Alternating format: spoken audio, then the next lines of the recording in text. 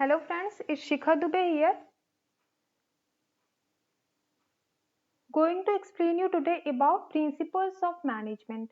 Principles of management में हम Henry fuel के 14 प्रिंसिपल्स को डिस्कस करेंगे जो कि मोस्ट एक्सेप्टेबल प्रिंसिपल्स हैं मैनेजमेंट के। इससे पहले मैंने मैनेजमेंट के roles, skills, management basics and management के फंक्शंस को डिस्कस किया हुआ है। पहले जाके आप उस वीडियोस को देख लें for better understanding. And if you haven't subscribed this channel yet, please do like, share and subscribe it. Before that, if you are targeting for UGC NET examination from Commerce, Management, Economics, Education or HRM, go and get a study material, and for an online classes you can call on this number for registration and use this discount code for getting discount.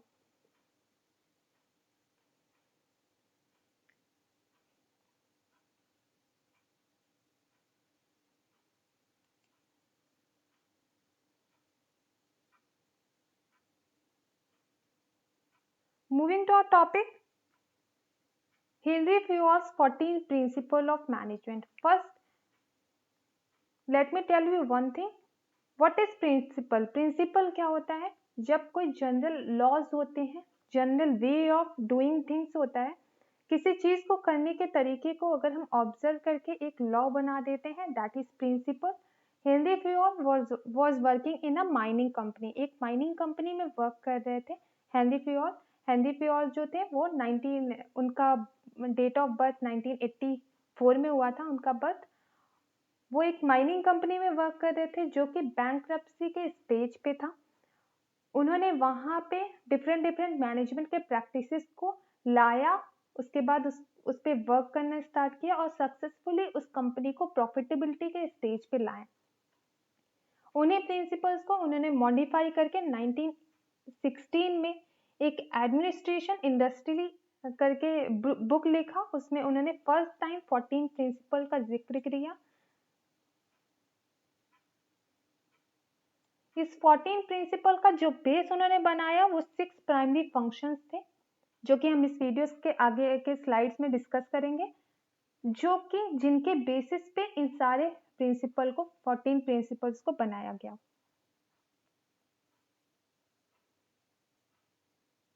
Henry fuel को father of modern management भी कहा जाता है क्योंकि जो इन्होंने theories लाई, Henry fuel के principles लाई, ये मॉडर्न मैनेजमेंट के प्रैक्टिसेस को अडॉप्ट करके बनाई गई थी। And Fayol's 14 principle was one of the earliest theory of management to be created and remained one of the most comprehensive.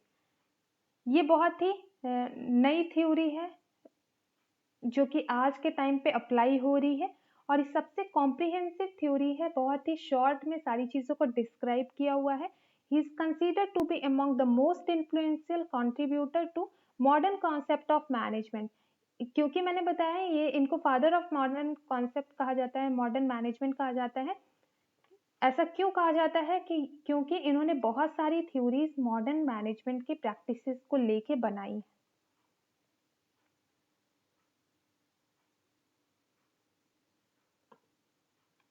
तो कौन कौन से 6 फंक्शंस थे जिनके बेसिस पे हेनरी फ्यूल ने अपने 14 प्रिंसिपल्स दिए हैं?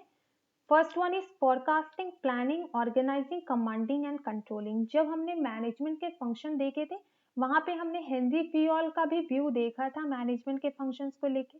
आपने वो वीडियो नहीं देखा है तो जरूर देखिएगा। वहां पे मैंने बताया है कि हेनरी फ्यूल ने 6 फंक्शन की बात की थी। हेनरी फ्यूल ने बताया था कि to manage is to forecast, to plan, to organize, to command, to coordinate and to control. Manage करना होता है, फोरकास्टिंग करने को, प्लानिंग करने को, ऑर्गेनाइज करने को, कमांड करने को, कोऑर्डिनेट करने को एंड कंट्रोल करने को। ये सारी एक्टिविटीज एक दूसरे से इंटर रिलेटेड है, ये एक साथ चलती हैं और इन्हीं के बेसिस पे वो 14 प्रिंसिपल्स डिराइव किए गए हैं। तो कौन कौन से हेनरी फ्यूल के 14 प्रिंसिपल्स हैं? आप ये ट्रिक यूज कर सकते हैं इनको याद करने के लिए, क्योंकि हेनरी फ्यूल के जो 14 प्रिंसिपल्स हैं वो कोई भी एग्जाम हो उसमें पूछ लिया जाता है, बहुत ही इंपॉर्टेंट है, इसको याद जरूर कर लीजिएगा। Where D stands for division of labour, A stands for authority and responsibility. Again, next D stands for discipline. U stands for unity of command. C stands for centralization and decentralization. U stands for unity of direction. S stands for subordination of individual interest to general interest. Next S stands for scalar chain, and R stands for renovation. And on the other side, O stands for order, I stands for initiative, S stands for stability of tenure, E stands for equity, and next D stands for spirit de corps. तो आप ये acronym use कर सकते हैं इसको याद करने के लिए. Dad U C USSR, then OIC. इन सारे मैनेजमेंट के 14 प्रिंसिपल्स को हम डिटेल में देखेंगे अपने आगे के स्लाइड्स में. तो डिवीजन ऑफ लेबर क्या कहता है? डिवीजन ऑफ लेबर को डिवीजन ऑफ वर्क भी कहा जाता है. Division of labour, division of work, दोनों का मतलब ये है कि right person for right job. किसी भी मैनेजर का ये रिस्पॉन्सिबिलिटी है कि वो लोगों को वही जॉब अक्वायर करे जिसमें कि उसको एक्सपर्ट हो जो उस फील्ड में. Stress on specialisation of job, जो कि स्पेशलाइजेशन ऑफ जॉब के ऊपर डिपेंड करता है. Work of all kind must be divided and allotted to various persons. Different kind के जॉब्स को उसी पर्सन को देना चाहिए जिसमें उसको एक्सपर्टाइज हो. Simpler and result in efficiency, जिससे कि वो जो जॉब है वो उस पर्सन के लिए सिंपल होता है. जाहिर सी बात है, अगर आप किसी जॉब में आप कंफर्टेबल हैं, आपकी सारी स्किल्स उसी पर्टिकुलर जॉब के प्रोफाइल से रिलेटेड है, उसी पर्टिकुलर वर्क से रिलेटेड है, obviously you will be efficient in that particular work. तो यहाँ पे वही केस सही होगा कि square pegs fit in square box only. अगर आपके पास स्क्वायर पेग्स हैं वो स्क्वायर बॉक्स में आएंगे. सिमिलरली आपके पास अगर राउंड पेग्स हैं तो वो राउंड बॉक्स में ही आएंगे. इन द सेम वे, अगर किसी एक पर्टिकुलर स्पेशलाइजेशन का पर्सन है वो उसी स्पेशलाइजेशन में फिट आएगा. फिनेंस का बंदा HR के वर्क को उतनी इफिशिएंटली वर्क हैंडल नहीं कर सकता है जितने कि एक HR का बंदा कर सकता है. अगर आप राइट पर्सन को राइट जॉब में अलॉट करते हैं तो वो उसकी स्पीड को अक्वायर करने में हेल्प करेगा, एक्यूरेसी लाने में, परफॉर्मेंस में एक्यूरेसी लाने में हेल्प करेगा. And specialisation lead to efficiency and economy in sphere of business. Specialisation से ही इफिशियंसी आती है और इकोनॉमी का मतलब यहाँ पे इकोनॉमी ऑफ स्केल से है, और ऑर्गेनाइजेशन में इकोनॉमी ऑफ स्केल लाएंगे. इकोनॉमी ऑफ स्केल का कॉन्सेप्ट कहता है कि जब आप एक ही वर्क को बार बार कर रहे हो, आप सेम एरिया ऑफ स्पेशलाइजेशन से बिलोंग कर रहे हो, आपको किसी काम को करने में कम कॉस्ट तक होगा रादर देन उसके जो कि उस एरिया से बिलोंग नहीं करता है. And a second principle of management is party of authority and responsibility. Authority and responsibility को एग्जिस्टिंग है, दोनों एक साथ आती हैं. Authority is given to a person, he should also be made some responsible. अगर किसी पर्सन को अथॉरिटी दिया जाता है तो उसको थोड़ी रिस्पॉन्सिबल भी बनना पड़ेगा. वो अपने आप उस पर्सन को रिस्पॉन्सिबल बना देता है. He should also have concerned authority if anyone is made responsible. अगर कोई किसी इंसान को रिस्पॉन्सिबल बना दिया जाता है इसका मतलब उसको अथॉरिटी दिया जाता है. वही वाइस वर्सा सिचुएशन है. Authority refers to right of superior. जो राइट सुपीरियर के पास होता है उसको अथॉरिटी कहते हैं, जबकि जो रिस्पॉन्सिबिलिटी और या ऑब्लिगेशन होता है हमारे सबऑर्डिनेट्स के पास, हमारे एम्प्लॉयज के पास, उस असाइंड जॉब को करने की वो हमारी रिस्पॉन्सिबिलिटी होती है. अथॉरिटी और रिस्पॉन्सिबिलिटी हमेशा बैलेंस होना चाहिए. अगर अथॉरिटी या रिस्पॉन्सिबिलिटी में कोई भी इम्बैलेंस अराइज होता है, that will cause to irresponsible behavior of manager or inefficient behavior of manager. Principle of one boss. Our third principle is principle of one boss. Principle of one boss कहता है कि एक subordinate एक time पे सिर्फ अपने एक boss से ऑर्डर लेगा. ऐसा नहीं है 2 या 2 से ज्यादा बॉस जो है उसको ऑर्डर दे रहे हैं, because that will create ambiguity in employees mind कि वो किसके काम को प्रेफरेंस दे, किसके काम को ज़्यादा इफिशिएंटली करे. So it will not be handle, it will not be easy to handle for that employ कि वो दोनों काम को इजिली मैनेज कर पाए.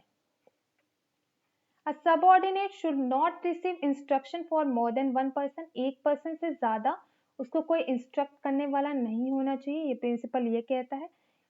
Dual subordination should be avoided. ऐसा नहीं होना चाहिए कि एक एम्प्लॉय के दो सुपीरियर बॉस हैं, वो चीज अवॉइड करना चाहिए. The enterprise is discipline, stable and ordinary existence. ऐसा ही करने पे एंटरप्राइज जो होगा वो डिसिप्लिन होगा और स्टेबल होगा. क्योंकि अगर आप एम्बिग्यूटी लाओगे अपने ऑर्गेनाइजेशन में, एम्प्लॉयज को क्लियर ही नहीं होगा कि किसकी बात माननी है. Suppose one boss is saying for doing one thing, other boss is saying for doing another thing, so there will be imbalance, there will be ambiguity in employees mind. जहाँ पे भी ambiguity है वहाँ पे stability का maintain हो पाना मुश्किल होता है. तो ऑर्गेनाइजेशन को डिसिप्लिन स्टेबल बनाने के लिए प्रिंसिपल ऑफ वन बॉस लाया गया,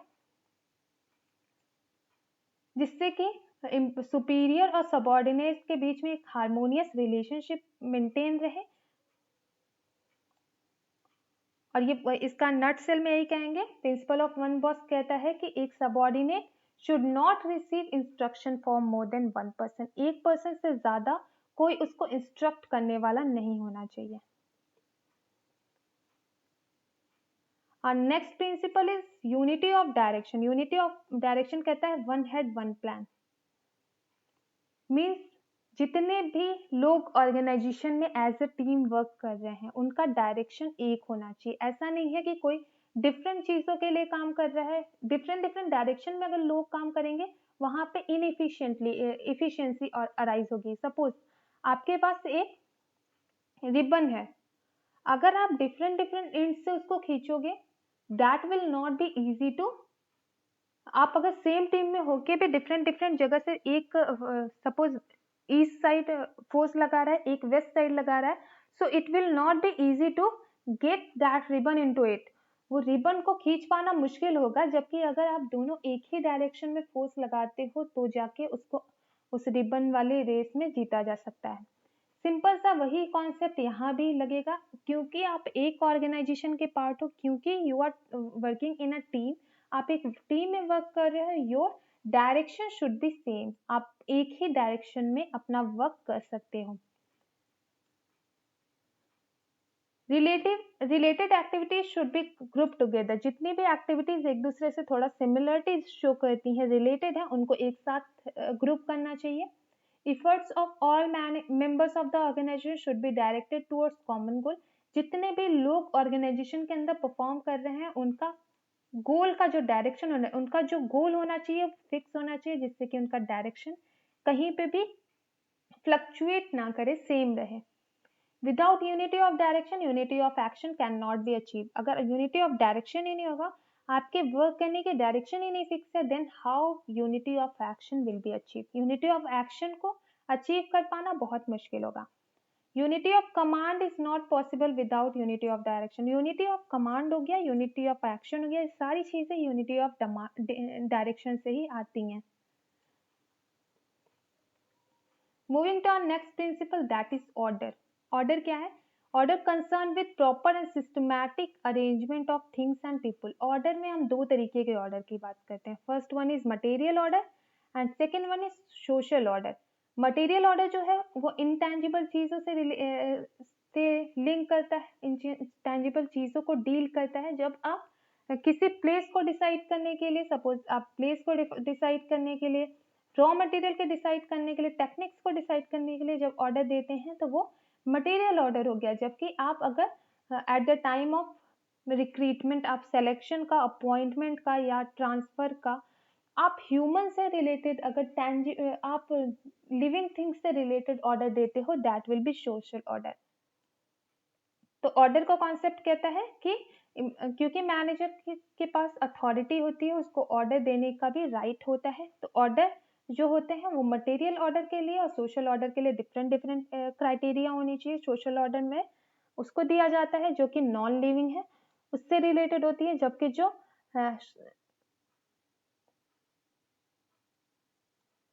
सोशल ऑर्डर है, ये ह्यूमन बीइंग से रिलेटेड है। Our next principle is discipline. Discipline क्या होती है? Discipline refers to sincerity, obedience, respect of authority, observation of rules and regulation of the enterprise. Sincerity को, ओबीडियंस नेचर को, अगर आप अथॉरिटी की रिस्पेक्ट कर रहे हो, ऑर्गेनाइजेशन के रूल्स एंड रेगुलेशन को आप प्रॉपरली फॉलो कर रहे हो, अबाइड कर रहे हो, that is a discipline behaviour. एक डिसिप्लिन बिहेवियर की डेफिनेशन यही है ऑर्गेनाइजेशन के पॉइंट ऑफ व्यू से। Subordinate should be respect there superior and ओबे देयर ऑर्डर। सबॉर्डिनेट ऐसा कंसीडर किया जाता है कि सबॉर्डिनेट्स को सुपीरियर के ऑर्डर को फुलफिल करना चाहिए, उनको मानना चाहिए, यही डिसिप्लिन है। और इसी से smooth running of enterprise possible है। हमारा जो इंटरप्राइज है वो स्मूथली तभी रन करेगा जब जो सबॉर्डिनेट है वो सुपीरियर के ऑर्डर को प्रॉपरली फॉलो करता है।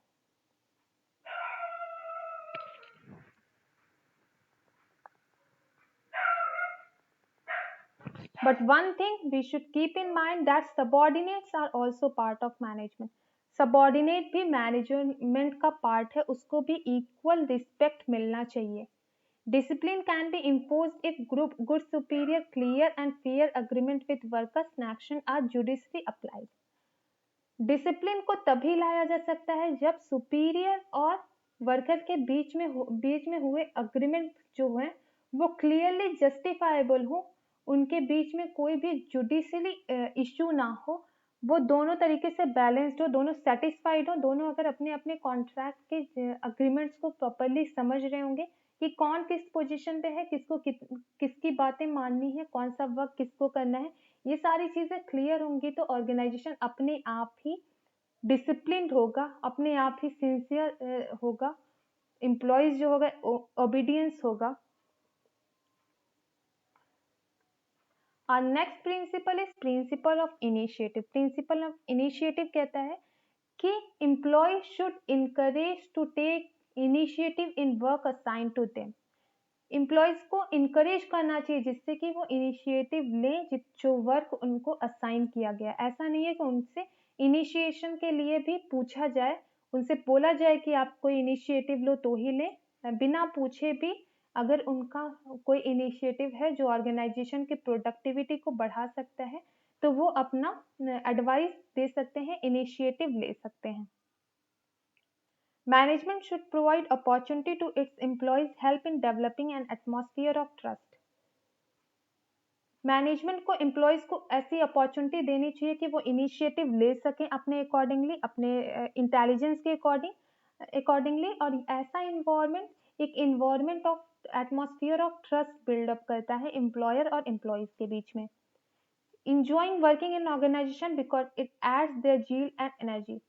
अगर कोई एम्प्लॉय है उसके इंटेलिजेंस को रिकॉग्नाइज किया जा रहा है, उसके आइडियाज को वैल्यू दिया जा रहा है, उसके इनिशिएटिव को कंसीडर किया जा रहा है, तो वो ऑब्वियसली उनके अंदर जील और एनर्जी टेकअप करेगा, उनकी जील को किसी और ही लेवल पे आएगा। जील मतलब एनर्जी, अब उनकी एनर्जी को बूस्ट अप करेगा जिससे कि वो ऑर्गेनाइजेशन के इन्वायरमेंट को, अपनी वर्किंग को एंजॉय करेंगे। Suggest improvement in formulation and implementation of place, जिससे कि वो ऑर्गेनाइजेशन, प्लेस का मतलब यहाँ पे ऑर्गेनाइजेशन से है, ऑर्गेनाइजेशन के अंदर अपने आइडियाज को जो कि ऑर्गेनाइजेशन के इम्प्रूवमेंट या फिर फॉर्मेशन इम्प्लीमेंटेशन से रिलेटेड वर्क है, वहां पे वो अपने आइडियाज देने में फ्री होते हैं जो ऑर्गेनाइजेशन की प्रोडक्टिविटी एंड ग्रोथ को फ्यूचर में बढ़ा सकता है। Principle of fair remuneration. Principle of fair remuneration कहता है कि जो रिन्यूमेशन होता है वो to be paid to worker should be fair of the effort, वो उनके एफर्ट के कंपैरिजन में बैलेंस्ड होना चाहिए। उन्होंने जितना एफर्ट डाला है उसके बेसिस पे उनको रिन्यूमेशन देना चाहिए, वो फेयर होना चाहिए। रिन्यूमेशन, रिन्यूमेशन का मतलब क्या होता है, जैसे कि फ्री एजुकेशन दे देना, मेडिकल फैसिलिटीज प्रोवाइड कर देना या फिर रेसिडेंशियल फैसिलिटीज प्रोवाइड करना, ये सारी चीजें रिन्यूमेशन में आती हैं जो कि mostly other than salary, salary के अलावा जो चीजें ऑर्गेनाइजेशन देता है एम्प्लॉयज को, that is remuneration. Remuneration satisfaction देता है एम्प्लॉयर एम्प्लॉयज दोनों को। And one more point to be noted here that remuneration should be determined on basis of cost of living, work assigned etc. रिन्यूमेशन का जो criteria होना चाहिए वो कॉस्ट ऑफ लिविंग या फिर वर्क, कौन सा एम्प्लॉय कौन सा वर्क कर रहा है उस बेसिस पे होना चाहिए।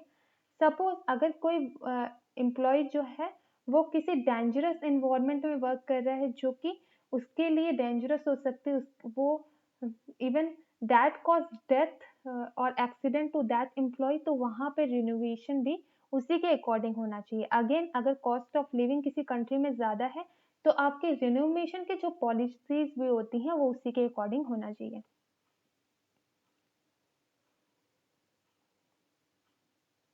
और and by renovation management create harmonious relationship and pleasing in atmosphere of work। अगर आप प्रॉपर रिनोवेशन दे रहे हो, प्रॉपर रिकॉग्निशन दे रहे हो एम्प्लॉयज को, उसके वर्क के लिए बेनिफिट दे रहे हो प्रॉपर उसको, तो वो आपके ऑर्गेनाइजेशन में एक प्लीजेंट एनवायरनमेंट क्रिएट करेगा जो कि मैनेजर और एम्प्लॉयज के हार्मोनियस रिलेशनशिप को दिखाएगा। Stability of tenure, stability of tenure क्यों जरूरी है? क्योंकि स्टेबिलिटी ऑफ टेन्योर का मतलब होता है फिक्स पीरियड। अगर किसी ऑर्गेनाइजेशन ने एम्प्लॉयज को हायर किया, recruitment cost, then training and development cost, उनका रिक्रूटमेंट में कॉस्ट अकर हुआ, देन ट्रेनिंग एंड डेवलपमेंट में हुआ, बहुत सारे मनी वो एक्सपेंड कर देता है ऑर्गेनाइजेशन पहले ही। अगर वो एम्प्लॉय थोड़े ही टाइम पे जितना कंसिडरेबल पीरियड है उतना ना रह के पहले ही छोड़ देता है, then again this cost will occur. वापस से ये प्रोसेस करना होगा, वापस से रिक्रूटमेंट करना होगा, वापस से उसको ट्रेन करना हो गया, तो ये सारी चीजें ऑर्गेनाइजेशन के लिए कॉस्ट अकर करती हैं बहुत ही हैवी रेट पे। तो stability of tenure should be there, इससे दोनों को बेनिफिट होता है, employer as well as employ. Employ should not be move frequently from one job position to another. एक जॉब पोजीशन से दूसरे जॉब पोजीशन से उनको फ्रीक्वेंटली नहीं मूव करना चाहिए। ऐसा नहीं है कि रेगुलरली वो जॉब भी चेंज करें। Once they are appointed their services should be serve.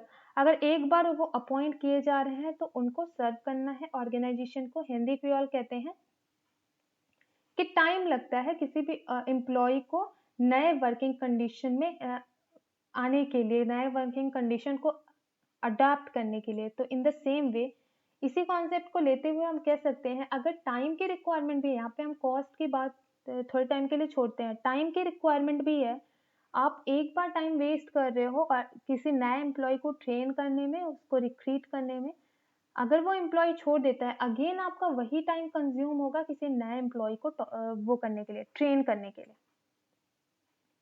Stability of job create team spirit and a sense of belongingness among workers. जो स्टेबिलिटी ऑफ जॉब है, अगर जॉब हमारा स्टेबल होगा वो एक टीम स्पिरिट क्रिएट करेगा employees में और एक सेंस ऑफ बिलोंगिंगनेस, बिलोंगिंगनेस मतलब कनेक्टिविटी दिखाएगा वर्कर्स के बीच में, बिकॉज दे विल नो कि उनको अभी रहना है ऑर्गेनाइजेशन में, they can not easily switch from one organisation to another. Ultimately increase the quality as well as quantity of work, जो कि अल्टीमेटली अगर आप स्टेबिलिटी ऑफ टेन्योर के प्रिंसिपल को अडॉप्ट करते हो, that will definitely raise quality and quantity of your work. वो organisation की प्रोडक्टिविटी को डेफिनेटली बढ़ाएगा।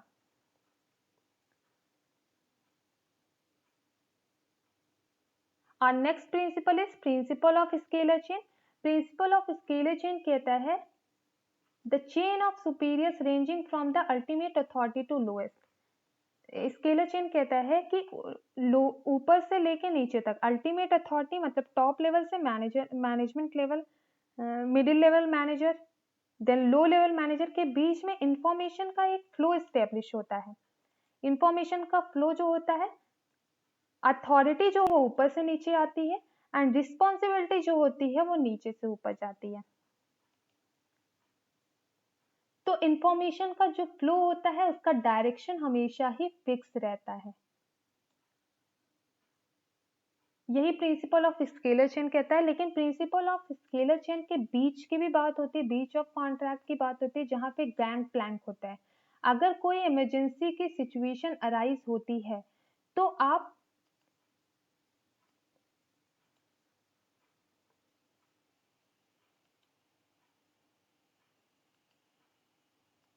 कोई अर्जेंसी की सिचुएशन अराइज होती है तो आप गैंग प्लैंक टर्म यूज कर सकते हो। गैंग प्लैंक कहता है कि आप स्केलर चेन को तोड़ सकते हो जिससे कि इंफॉर्मेशन का ट्रांसमिशन इजी हो सके।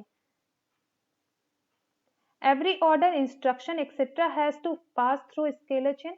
इसी स्केलर चेन के थ्रू सारे इंस्ट्रक्शन और डायरेक्शन पास होते हैं। जैसे कि जो स्केलर चेन बना दिया गया कि कौन किसको रिपोर्टिंग करेगा। Top level managers will give authority to middle level managers, and middle level managers will go authority to low level manager, and similarly responsibility will go vice versa. Low level managers are responsible for middle level managers work, उनके काम के लिए responsible होते हैं। And similarly middle level managers are accountable for top level managers. Top level management को accounting करते हैं कि वो मिडिल लेवल मैनेजर्स ने क्या क्या वर्क किया, कैसे किया। तो ये सारी जो स्केलर चेन है ये सारे फ्लो को डिफाइन कर देती है। यहाँ पे कोई भी एम्बिग्यूटी नहीं रहता है कि कौन किसको रिपोर्टिंग करेगा। But at the time of urgency और at the time of sake of convenience, अगर कन्वीनियंस के लिए, अर्जेंसी के लिए गैंग प्लैंक टर्म यूज किया जाता है। ये नेट के सिलेबस में आया हुआ है, एग्जाम में आया हुआ है 2017 में कि गैंग प्लैंक क्या होता है।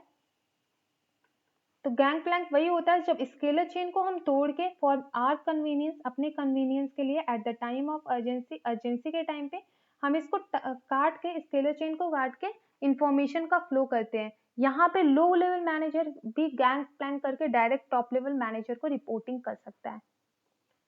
Temporary agreement between two different points to facilitate quick and easy communication. जो कि गैंग प्लैंक जो होता है एक टेम्पररी अग्रीमेंट होता है जो कि डिफरेंट पॉइंट्स के बीच में इजी और क्विक कम्युनिकेशन का टूल होता है।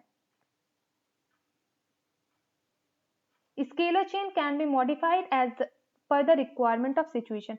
सिचुएशन के अकॉर्डिंग स्केलर चेन को मॉडिफाई किया जा सकता है, अमेंड किया जा सकता है, कुछ चेंजेस लाने हो तो ला सकते हैं।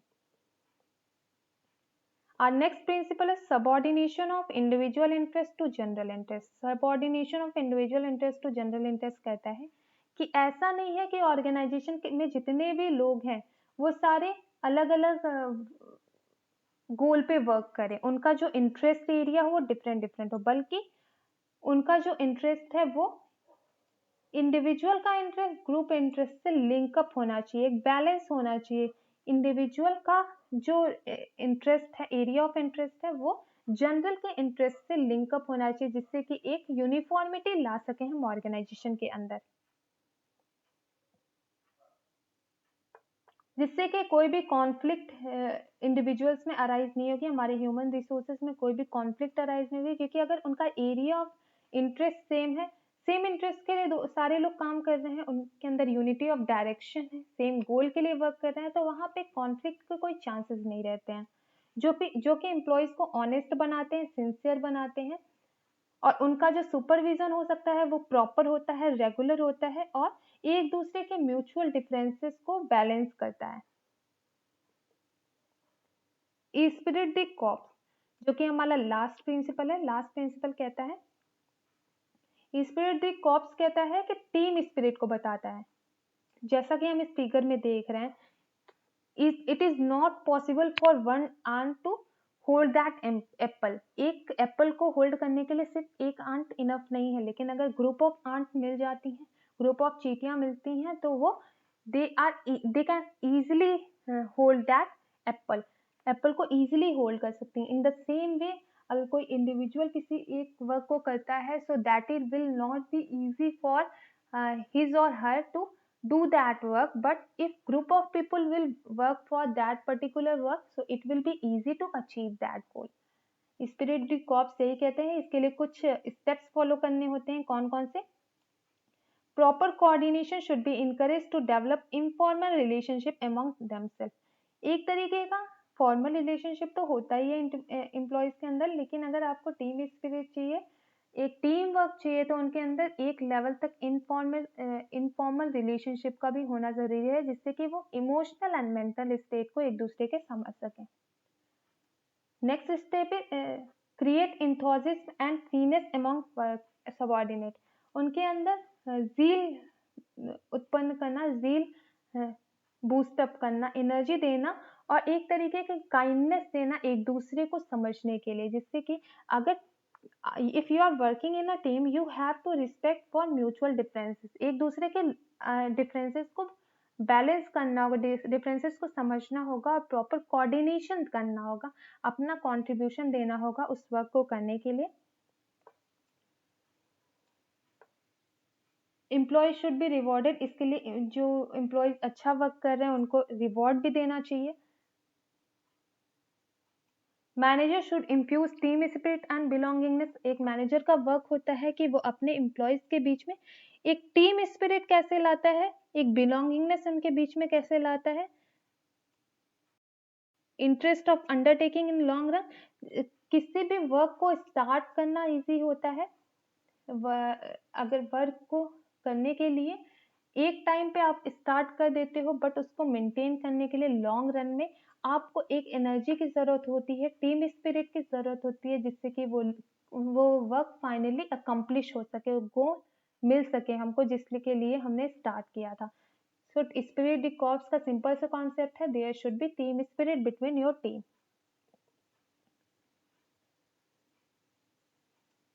Our next concept is centralisation and decentralisation. Centralisation मतलब होता है कि हमारी जो अथॉरिटी है सिर्फ टॉप लेवल मैनेजमेंट के पास ही है, जबकि डिसेंट्रलाइजेशन का कॉन्सेप्ट कहता है कि अथॉरिटी जो है वो इक्वली डिस्ट्रीब्यूटेड है, that is not centralised to top level manager. वो सिर्फ टॉप लेवल मैनेजर के पास ही नहीं है, बल्कि वो डिसेंट्रलाइज्ड है, वो that is equally distributed to all level of manager, वो इक्वली डिस्ट्रीब्यूटेड है। और आज के टाइम पे एक फिजिबल बैलेंस बना पाना इन दोनों के बीच में बहुत जरूरी है, क्योंकि अगर आप टोटली डिसेंट्रलाइजेशन का कॉन्सेप्ट अपने ऑर्गेनाइजेशन में लगाते हो, so that will be time consuming process. अगर आपको कोई एक डिसीजन लेना है, so that will be very time taking process, because सारे एम्प्लॉयज के लोग आपको सजेस्ट करेंगे, सारे लेवल के लोग, और सारे सजेशंस को लेकर उसको डेटा माइनिंग करके प्रॉपर एक रिजल्ट निकाल पाना थोड़ा मुश्किल होता है। और उसके अपोजिट में सेंट्रलाइजेशन के कॉन्सेप्ट को अगर लेके चलते हैं, तो कोई जरूरी नहीं है कि सिर्फ टॉप लेवल मैनेजर के पास ही सारी रिस्पॉन्सिबिलिटी हो, सारी इंट्यूशन हो, जिससे कि वो सही डिसीजन ले सके। ऑब्वियसली उसको एडवाइस की जरूरत पड़ती है। तो आजकल ऑर्गेनाइजेशन इन दोनों के बीच में एक फिजिबल बैलेंस बनाने का कोशिश कर रहे हैं, जिससे कि वो प्रॉपरली दोनों के एडवांटेज ले सके। सेंट्रलाइजेशन का एडवांटेज ये है कि टाइम कंज्यूमिंग नहीं है, ये बहुत ही लेस टाइम लगता है डिसीजन मेकिंग में। और डिसेंट्रलाइजेशन का कॉन्सेप्ट ये है कि आपको सारे पर्सन्स के पास अथॉरिटी है, तो आप डिफरेंट डिफरेंट लोगों से एडवाइस ले सकते हो, नॉलेज जो है वो कहीं से भी आ सकता है।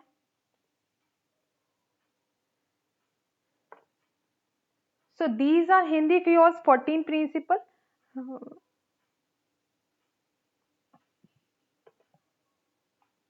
That's all for today, guys. Thank you for watching. Have a good day ahead.